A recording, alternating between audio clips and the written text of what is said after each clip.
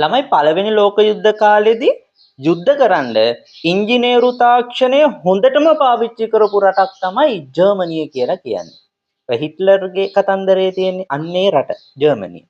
ළමයි ඒ කාලේ ඔය ඒ ජර්මන් බංකරවල එළියෙන් එන වාතය බංකර් ඇතුළට ගන්න පොඩි කවුළු වගේක් හදලා තිබ්බා. ඉතින් කොහොම හරි එළියේ තියෙන කවුළුවෙන් ඇතුළටනේ වාතය යන්න ඕනේ. ඒ හින්දා ළමයි ඔය ජර්මනියට විරුද්ධ හමුදාව හිතුවේ ඕකෙන් ඇතුළට බෝම්බ දාපුවාම ඇතුළේ ඉන්න මිනිස්සුන්ට තමයි ඔය බෝම්බේ ගිහිල්ලා වැටිලා හානි වෙන්නේ කියලා.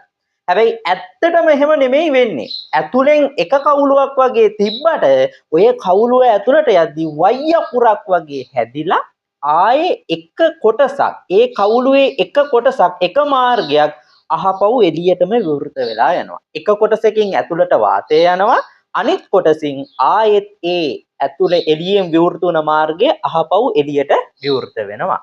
ඉතින් සතුරු හමුදාව මොකද කරන්නේ? එළියේ ඉඳලා අත් බෝම්බ දාන ඔය කවුළුවට. ඉතින් සතුරු හමුදාව හිතනවා මේ අත් බෝම්බේ යන්නේ බංකරේ ඇතුළට කියලා. හැබැයි ඇත්තටම එහෙම දෙයක් නෙමෙයි සිද්ධ වෙන්නේ. අර ඇතුළට දාන බෝම්බය අහපව් වෙනම පාරක් දිගේ ඇවිල්ලා අර එළියේ ඉඳලා දාපු බෝම්බේ දාපු කෙනා ඉන්නවනේ. එයාගේම කකුල් දෙක ගාවට වැටෙනවා. ඉතින් දාපු එක්කෙනා විහිම්ම එයාම මැරෙන තාක්ෂණයකට තමයි ඒ කාලේ බංකර් හදලා තිබ්බේ ජර්මානුවන් විසින්.